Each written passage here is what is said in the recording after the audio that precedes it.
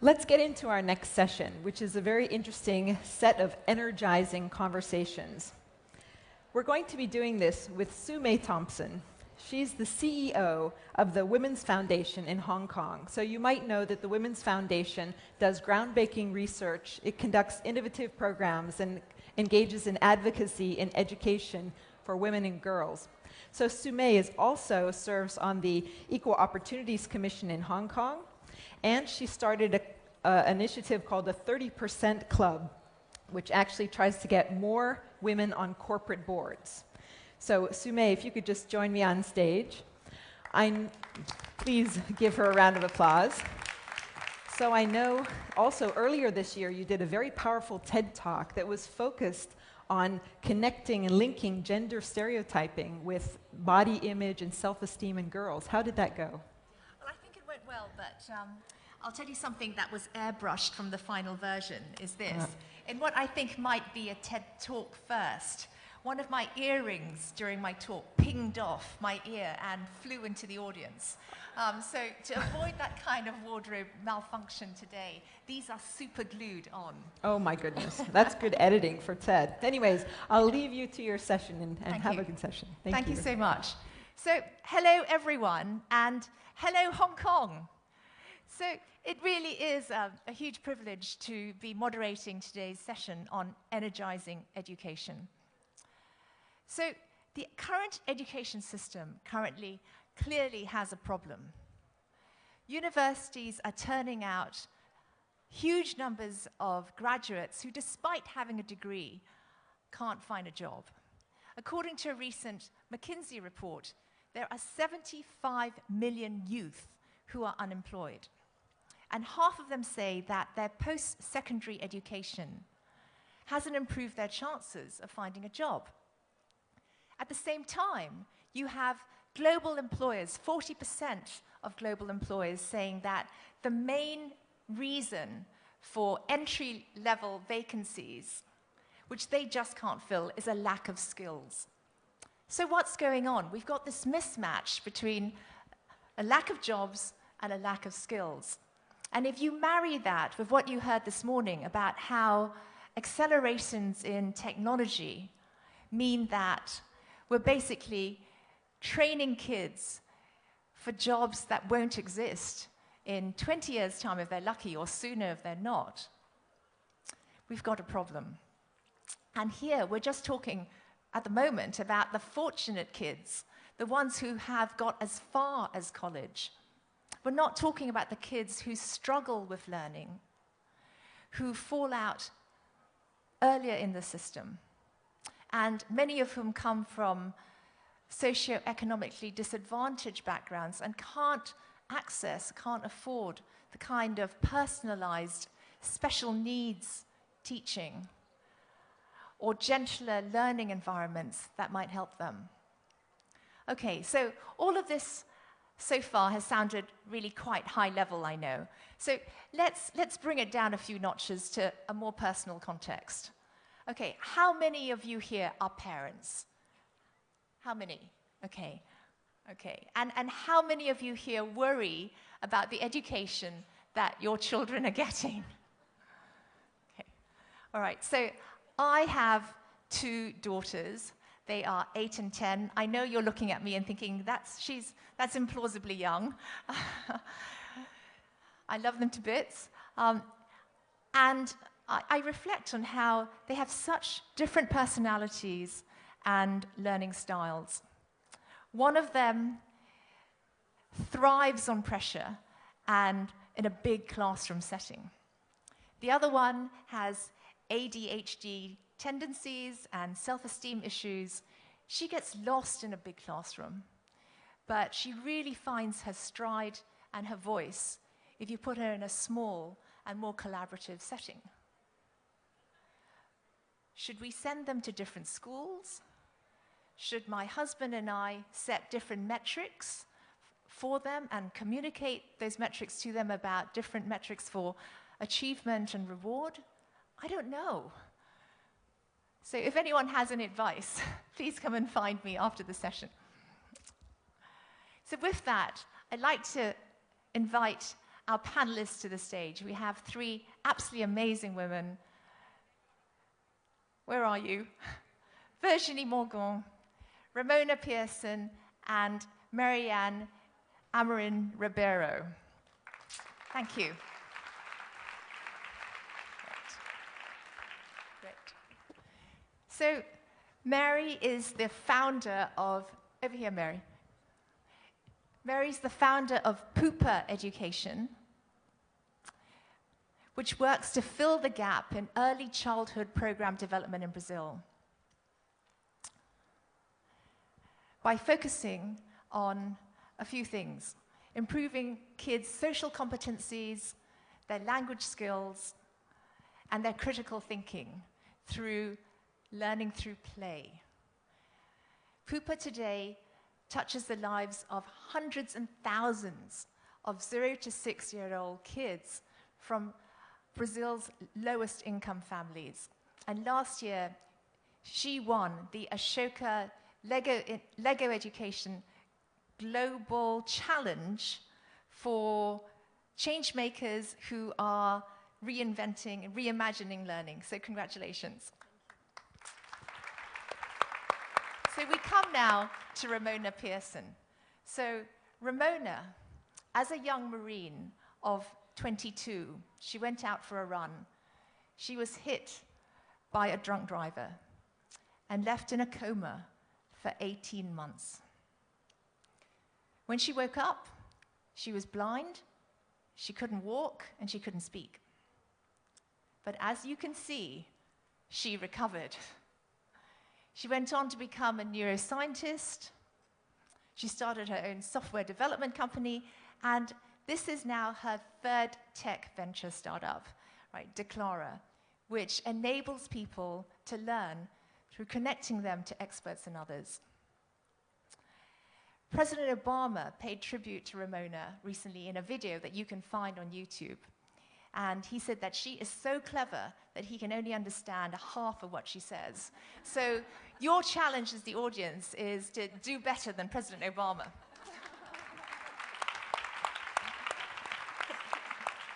And last but very much not least, we have Virginie Morgon. She's Deputy CEO of Eurazeo. It's a leading listed investment company with over 5 billion euros under management. She's on their executive board. She co-leads their investment team. She sits on a huge number of boards, including Accor, L'Oreal, Montclair, Vivendi. But underneath all of this, that sounds very corporate, doesn't it? She is so passionate about education, and she is spearheading Eurazeo's involvement in 2 groundbreaking education projects in France. So you might say that she is a capitalist with a socialist heart.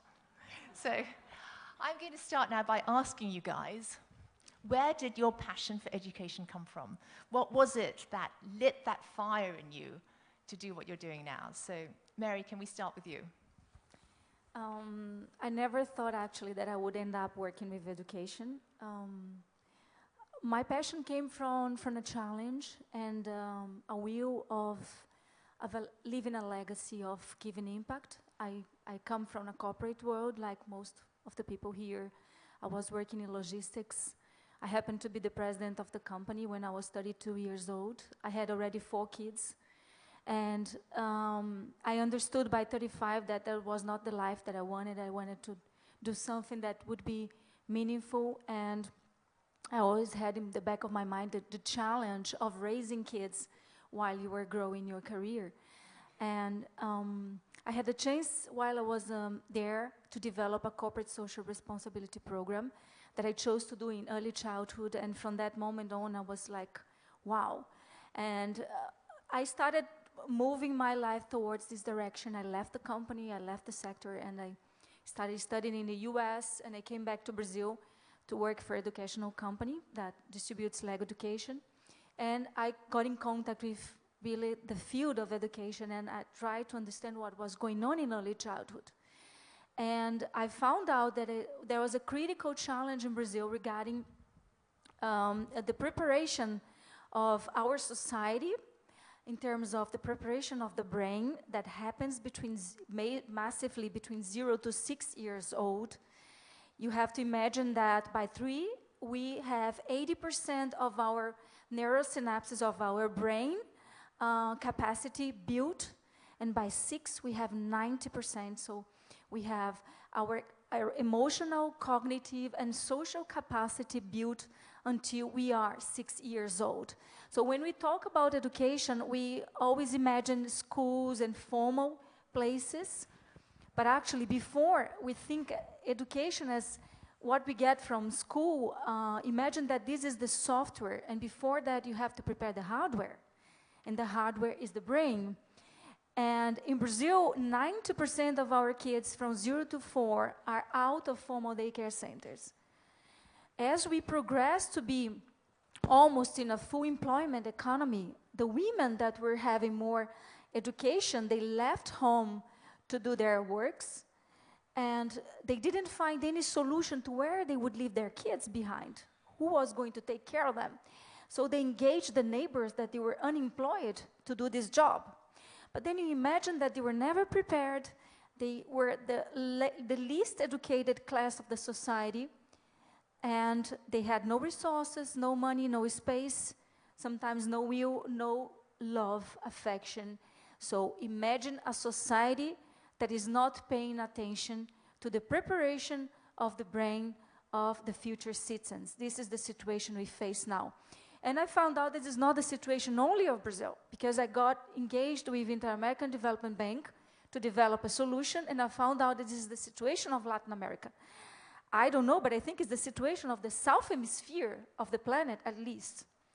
So while we are speaking about progressing our careers, and we are all here because we have a fantastic brain, we were prepared, we are passion-driven, but we need to imagine that with the advances of technology, with the advances of robotics that we were discussing this morning, we need to think what is going on with the preparation of the new generation in terms of brain preparation, of emotional, of ethics, of moral values. And this happens in early childhood.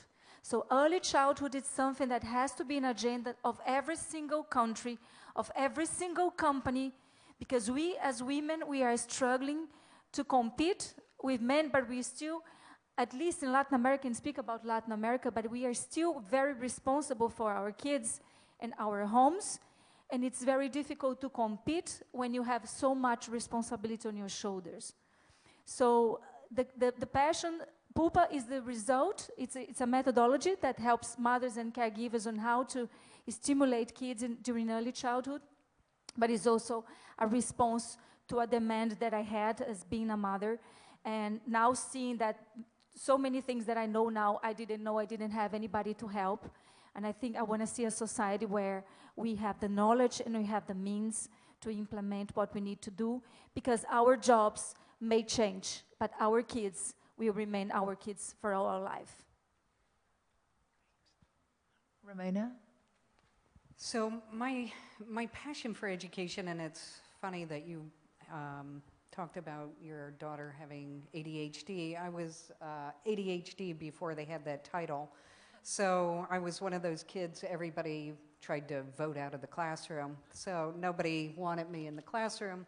And it's interesting that I ended up spending my entire adulthood focused on education to try to fix education so that all learners had an opportunity to learn, regardless of the titles we put on them. So when I was in the Marine Corps, my job was actually to write algorithms. I was one of the first women in a fighter attack squadron. So I had a gift in mathematics that nobody in school really realized until I was in the Marine Corps. And while I was there, my job was really to go find ballistic missiles in Russia so that we could melt them. And then I got hit by a drunk driver, and I had to relearn everything, had to relearn how to learn. And that grew the passion I have for learning, because relearning as an adult is very difficult because your ego gets in the way. When you're a child, everybody expects you to goo-goo gaga, but when you're an adult doing that, everybody laughs at you. So I had to power through some of these things, and what was best for me was when the hospital gave up on me. I was in the hospital nearly 3 years, and they put me in a senior citizen home, and I had basically 100 grandparents who had nothing better to do except focus on me morning, noon, and night. So much like you were talking about, they focused on me, re-taught me everything, and taught me a lot about personalized learning. So somebody would focus on helping me learn to speak again, and then they introduced me to gamification. So the senior citizen men taught me cuss word scrapple, so everybody was laughing all the time, including me. But getting the laughter and the humor brought back into education. You know, we focus on education as something very serious, but then we forget the human side. The fact that we have to have a sense of humor and to have this willingness to laugh and to connect with others. And so while I was relearning everything, the senior citizens taught me that I needed to be connected to other people, and it was the collaboration and the connection that really helped me accelerate. And then I had, you know, now I'm mostly cyborg. They put me back together with all kinds of metals. So I have titanium feet and titanium knee and cadaver bone in my leg, and you know, I have a cadaver cornea in my eye, and I had brain surgery, and you know, part of my jaw's titanium, my teeth, and so they can rebuild you. But but it also meant I had to keep relearning everything over and over again, relearning how to walk again, over and over again. And I had 115 surgeries or more, but who's counting? But every time I had to have a new surgery, it was relearning. So what we're doing now is one of the lessons I learned, and relearning how to see is remarkably difficult. One would think that that would be one of the easiest things you could do, but I became very comfortable with Braille. I had a guide dog, had a community, I was back at work, I went and got my doctorates in neuroscience as a blind person, taught myself everything, had a community of friends, and then I ended up with vision again in one eye, and that meant I had to relearn everything over again. So, and what happens is you lose your trace memories of what things look like. So I had to relearn what humans look like and stop calling them humans. I had to relearn what chairs were, what they looked like, everything. And so it looked like everything was a monster to me until I'd touch it. So everything all over again. And so what I've learned is that as an adult, your learning never ends. And when we think that our jobs are done once we get that diploma and that we'll have one job the rest of our lives, we never know what's going to happen. We all have to be lifelong learners and have that disposition. And we have to learn that disposition from our parents, from our schools, from adults that we live with and learn with, because we're always changing jobs. And I have had startups in education and a foundation, and I've been focused on really cracking the personalization learning nut, basically by writing algorithms to try to personalize the modalities in which people learn best, the timing, the scheduling, the teachers that help people learn best, and the types of classrooms in which people learn best, the kinds of content in which they learn best. And now what I'm focused on is how to create lifelong learning for people so that you can connect with the right people and the right content at the right time, anytime. And because our jobs are going to continue to change, and the more and more that we're automating systems, the fewer jobs are going to be there that exist today. And so we're always going to have to invent the jobs of tomorrow. And those jobs of tomorrow are going to require a different disposition and a different, deeper, higher cognitive aspect to how we approach understanding and learning the world around us. And so we all have to be learners all the time, every day. Well, it's just so inspiring. I mean, I'm just going to call out what I think is in the bubble in everyone's head, which is, where does that incredible, indomitable spirit come from? right? Really, it's so inspiring. Virginie. I think my interest and then subsequently, let's say, passion started here. I've been here at Indoville over the last 10 years, and I was passionate about meeting amazing, energizing women coming from developing countries. And I felt so lucky having been raised in France, which is a democracy, a rich country, and having had access to education. And the main theme of those amazing women, and there, we have amazing delegation again this year, was always education. So they were battling and for getting basic human rights. Of course, abortion, of course, votes, of course, fighting against early marriage. But all the time, the top priority of these amazing women from Africa and Asia most of the time was education for their own childs. And of course, again, the OECD last year made a survey in that exact forum, and there were 10 topics, what do you care most about? And guess what? Education was of course the first topic across the people, across the geographies. But then I start looking into our own situation in Western European countries, and I was astonished. I thought the facts were so sad. I thought that something had been built over time which was here to stay, which is this amazing access to every single child, and at least that's the case in France, where every single 5 to 7-year-old child has access to school. It's compulsory and it actually happens. But when you then start looking into the stats, and I'm very much number driven, I like to measure, I like to follow how things evolve. The results are appalling, and this is extremely sad, and that's where the interest and then the passion started. You look at the PISA ranking, France is barely just below the average, barely just below the average. And and Shanghai, Korea, Finland are part of the best performing education countries. And there's a large number of criteria. I'm sure a lot of people around this table, around this forum, knows what PISA rankings is about. But then it's even worse than this when you look at why is France barely at the average. We are saved because there's a portion of our students who are highly educated, and that sort of compensates for at least 20% of the left side, the dropouts. And we're talking France. So every year we are talking 200,000 students who, when they come to first grade or second grade, do not master writing, do not master mathematics, have difficulty to express themselves. 200,000, 20% of one class of a generation going to the next level. And guess what? It's exactly those exact same 20% who 5 or 6 years down the road are the ones who get out of school without any degree or never get a job, where the employability rate is extremely low.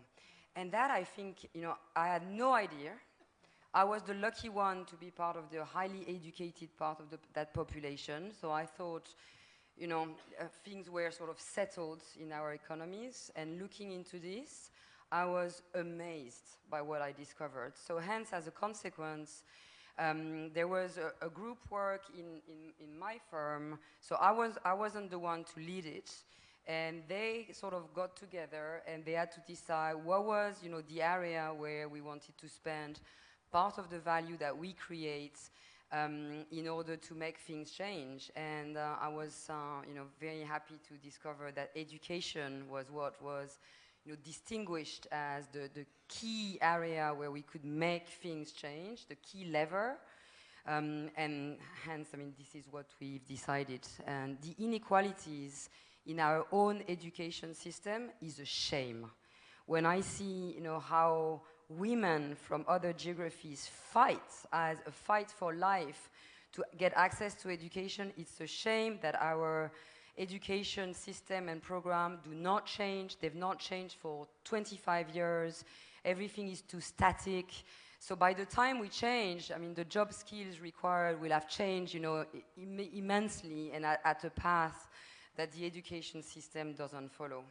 And that's extremely sad, and that leads to, you know, the statistics that you provided, that, you know, there's an enormous gap between, you know, job skills and, you know, student skills. So it's, you know, the facts are not, we can't be very proud of those facts, but... Well, let's come in a minute to what some of the solutions might be. But, you know, real quick, I want to come back to you, and you know, all of the three of you are involved in initiatives that bypass traditional education establishments. I mean, you know, Mary, the PUPA education really takes place at home, right? It's outside of the formal school environment, as you said, right? It involves parents and caregivers, right, delivering it, not teachers. But why did you take that route? Why didn't you engage with preschool and kindergarten? Well, first, because the kids, they are primarily with families, caregivers, relatives, and I would reach a very limited amount of people if I was only targeting school teachers. Second, because the initial ray of influence of shaping the human mind is at home with the family. So the family, they need to understand and to engage that in that moment, they need to be, there is at least one adult that is responsible for delivering love and care and providing a playful environment for these kids. And one thing that is, we are talking about a large amount of people that are not having the basic literacy or education. So we needed to develop a very special kind of methodology to reach these people in being very playful, in provocative in terms of rescuing their self-esteem, in rescuing their childhood experiences. You have to imagine that for most people, they start working very early in life. So they start in their childhood working. And we take these things as granted. I mean, all of us that are here, we had a different life experience. So we think that, you know, as a kids, you have the right to play, but it's not the case for most of people. They start their lives with the right to work, not to play. And they don't know that play is connected to building intelligence. I mean, playing and affection are the most two powerful ways of boosting neural synapses while we are starting our lives. So it's not a question of it's something that it can happen or cannot. It has to happen. Play is a right, and it's a powerful way of developing the brain, not only for kids, but for adults as well. And we had to be transformative. They need to leave that place knowing that they were capable, they were empowered, they were important when what they were doing. Because taking care of kids is the least rewarded and the least recognized job in our society. If you don't have anything else to do, you take care of kids. And it's the most important thing in the entire society. So we need to show them how noble, how powerful, how precious was the work they were doing, and empower them to do that without relying on consumption, on what they have. You know, they need to use whatever they have. And everything is an opportunity to learn. The environment is educational. So if we have this concept in mind, we can change the history of our companies itself. Because innovation in creativity and risk-taking, you do that when you are playing, it's a rich field that you can provide just by changing the environment where you work. So with small changes, you can be very provocative in your cooperation and allow people to do experiments through playing. And it's very powerful to socially engage as well. So there are a lot of good outcomes from playing. So what we did, we developed an entire methodology based on playing. And what happens is that they live these first 2 days of training, they live like as a life experience. All of them, they relate, they have this testimony that was a life change experience. So we speak about education, but there is a channel of communication that has to be opened between us, that we are trying to do this and the people that needs to receive this. So before we start, overloading them with information, we need to open this channel. We need to be humble because we need to build this from bottom up, not just bring down something that as we used to receive that. Wow, I want to go on her parent workshops, right? I mean, in 5 minutes, I feel transformed and a better mother already. I mean, wow. I know, play more. Yeah, I was just going to comment because in the United States, there's a lot of great research that's been coming out around early learning, and you're exactly right. And it's interesting because they've brought in pull-out systems, pull-out programs, and parent training programs where teachers actually go through, especially in inner city schools, adult learning where they actually walk the parents through and save face by the parents by going, this is how you can train your kids to be literate. And they're actually teaching the parents to be literate because a lot of the parents may be second language learners. And so they'll teach literacy in their first language and then transfer it into the second language. And by doing that, the parents feel empowered and they take what they've learned back home to their homes, and they're finding that the literacy scores go up tremendously. And you're exactly right. If the foundation of learning doesn't happen in the first 3 years of school, it won't happen. And so literacy also helps to prevent people from ending up in prisons. So in the United States, unfortunately, we use our prisons as a warehouse.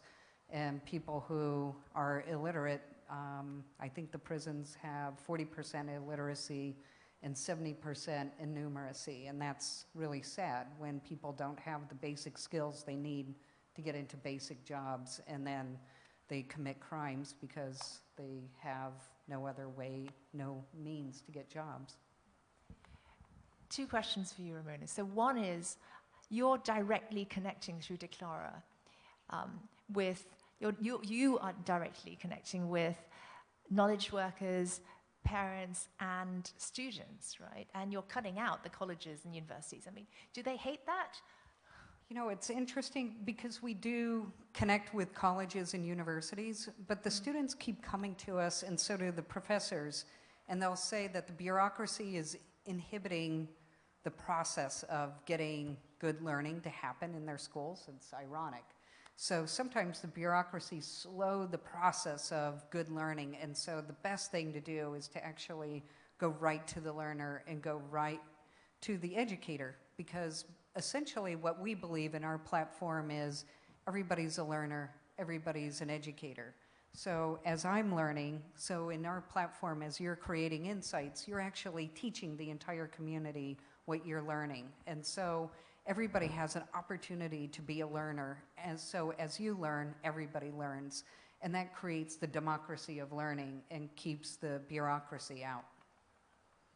I want to leave some time for the audience of questions, but Virginie, I just want to come to you. I mean, you're a professional investor, and system at the moment, right, is a bit mad, right? We're teaching kids, we're training them for jobs that won't exist, and I think we're not training them for the jobs that don't exist yet, right? So the kind of whole time lag thing, and is it time for governments to butt out of education because they're just too slow and bureaucratic to react and adapt to the changing technology and market conditions?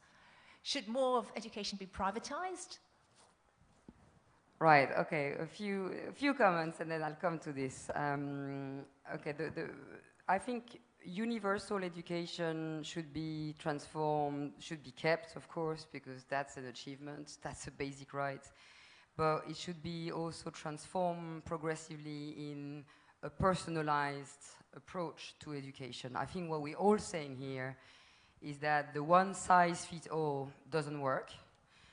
Whatever geographies or background you have, and it has to start as early as possible because that's where everything is, all the grounds are set up and where it counts. Second, I think we need to have impact. So to have impact, to try to think of approach or methods which can be scalable. To make the change happen. So I'm basically trying to apply to the thinking of how to change, education, what we are trying to do, as an investment company, when you invest, transform the company which, you're a shareholder of. So we made, for example, we made two choices in the two associations we wanted to support financially. And they were exactly spot on, in terms of personalized support. The first one is called Agir pour l'école, Act for School, and that association really emerged from a think tank, so more the civil society think tank approach, and they are basically rolling out a very, compelling new method of teaching how to read. So we are talking kindergarten, first grade, and second grade. And it's as simple as basically thinking that in a class of 30, of course you have a number of those 30 who have more difficulty to read. Actually, you probably have 5 or 6 who already read when they come in. But you have 5 or 6 who probably will get out of kindergarten not knowing, not being able to read. And the method is simple. They're basically sharing, they're addressing the issue in small groups of students. And while the professor is taking care of a certain level of 3 or 4, they have developed, and we're supporting these digital methods so that the other groups, which are not having access to the teacher or the professor because she or he is only taking care of those 4, have access to a digital method which they follow. It's very playful, to your point, Mary, very playful. And the results, the statistics are extremely promising. Then, and that's scalable because you can invest, the method is proven, the statistics are extremely strong. They've already tested it in 20 classrooms in the most difficult area in Paris, where really, the access to education is not easy.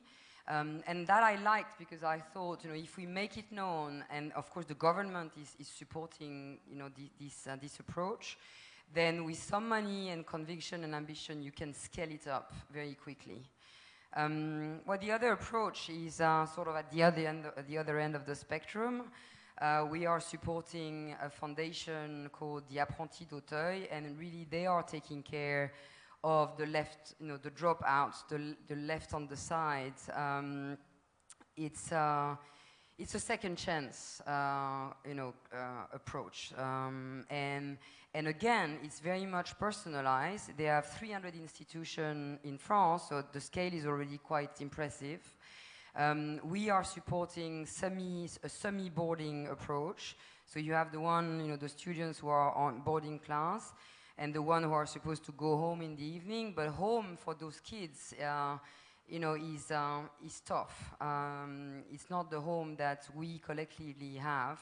So the semi-boarding approach that we are financing, the 5 to 8 p.m. time of the day where they're being taught in very small groups, they're basically taught how to trust that they are good people and they can, be innovative, that they have something good, inside them, which they completely lost track of because they were, put completely aside of, that one-size-fits-all education approach that we have in France. And I think that works. I mean, concerning your question about private versus public, I think if the civil society was at least, putting its money where its mouth is, where we all think education is key across the world. So let's just do it then. At your level, with your financial capacity, why don't all of us think of an association, a foundation, a project, a method, a school that you feel, deserve financial support, attention, publicity, so that things change. Okay, so that's your call to action to the audience, right? Very much so. Okay, I know. I just want to get one quick round of comments, and questions. We may not have time to kind of answer every single one, but, can we just take maybe 3 or 4 mics? Do they need mics? Okay, let's go quickly. My name is Eliane. I'm from Brazil. I want to say how much I appreciate your project, and Mary, and I'm really emotional with this project. And I want to know, I'm a coach, I'm an executive coach, and I want to do a question, a coach question. What you have to do to multiply what you do for thousands? Thank you. Wait, can we just take a whole bunch and then maybe some might be similar? Go ahead. Can you pass the mic? Hello. Thank you. My name is Ludo. I'm starting a social startup that is an education system to bring all the fundamental skills for underprivileged young people through an artificial intelligence and coaching based on neurosciences. We start in Brazil and in France. My question was, what is, according to you, the role of businesses and multinationals in education, especially adult education? Just keep going. Can we get these two comments? Sorry, we're focusing this side of the room. I promise we'll come over there in 1 second.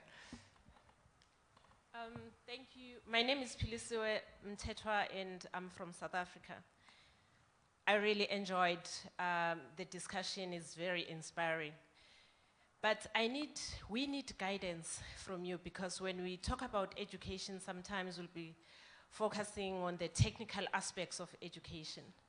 Let me tell you about our story in South Africa. President Nelson Mandela in 1994 had embarked on this program of trying to create a non-sexist and a non-racial society. So our understanding at the time was that the last racists in South Africa were born before 1994. But what is shocking in South Africa as we currently speak is that you actually find very young racists. So a young racist, a 4 or a 5-year toddler, and you'll think, how was he actually taught to become a racist? So I'm just asking you, do we need a school where we can just put all of these racists, you put them in one school? Yeah, thank you very much. Okay. Reason for racist. This lady's really keen. Yeah. Please be brief. Yeah, my name is Neila Benzina. I'm from Tunisia, and I'm running a new technology company. My question is, how far do you think e-education can help developing countries to better perform in education? Then it's about new technologies and education. I think what we're going to do is we're going to stop. Yeah, I think when you take, I'm being told stop. Can we just have that comment from there to give that part of the room, respect? And then I think in the quick summing up of your call to action, if you can address some of these points, that would be great. Okay, yes. Hello, my name is Anne Pic. I work at Musée du Quai Branly. Do you want me to stand up? I work at Musée du Quai Branly in Paris, but my question is a mother question. Do you really think parents are ready for this personalized approach, especially in France? Because I'm sure that the key point, parents and teachers to change the approach. And as I'm very interested in alternative pedagogy, and as we speak a lot about amazing women, were you inspired by people like Maria Montessori, for example, in all your projects? Thank you. Thank you. Fantastic questions and comments, right? Okay, so in about 90 seconds each, could you try and maybe we can share call to action and also just reflect on some of these points? Sorry to I take the ask so private much. one. I take the question on corporates and privates, and maybe that one on France. The answer is absolutely yes. I mean, that was my call. I think I'm here just to testify that the corporate world or the private companies can definitely decide and put their money, where their mouth is. There are a number of privately owned schools and run schools, either by entrepreneur like School 42 in France, or the Web School Factory. The director of this school is here at the Women's Forum. This is financed by private money, corporates, and I think these approach are more adapted to the current world, spot on in terms of skills and at the end employability, which is I think what counts at the end of the day. So definitely yes. Regarding the reaching more and more people, I think it's a very important question because as a business, it's important, as a society, it's important. And the biggest challenge I had was to find out that the message I was bringing was unknown, not only to low income, but to the high income of the country. So it requires a lot of money and a lot of effort to spread this message. So what we were doing, we were putting a virus into companies so they could carry with their marketing or in their publicity the message of early childhood development. That was very successful with Nestlé. We did it with KPMG, we did it with L'Oreal in Brazil, we did with Faber-Castell. So there is a massive campaign from Nestlé now that will be done with the material that we provide to their marketing department. So I cannot alone do that. So the only way we have is to use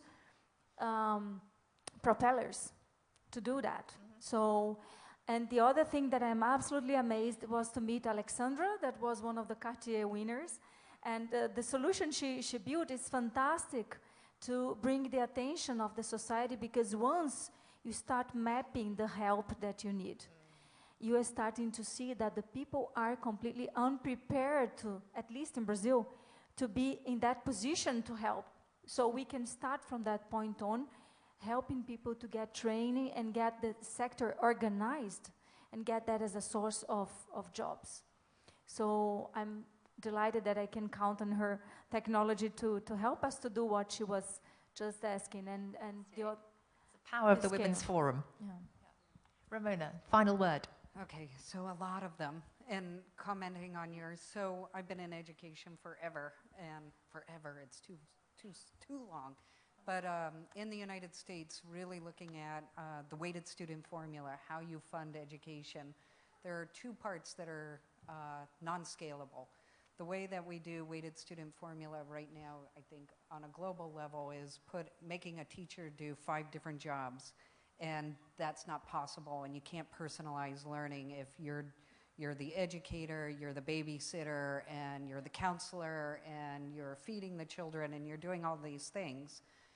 What we started to talk about in the government was taking all the data and centralizing it so that we could actually disaggregate the roles of a teacher, turn them into facilitators of learning, those that are really good at classroom management, leveraging technology so that then a subject matter expert could actually teach the subject of science and math and technology, so that is not the burden on a teacher that may not have those skills.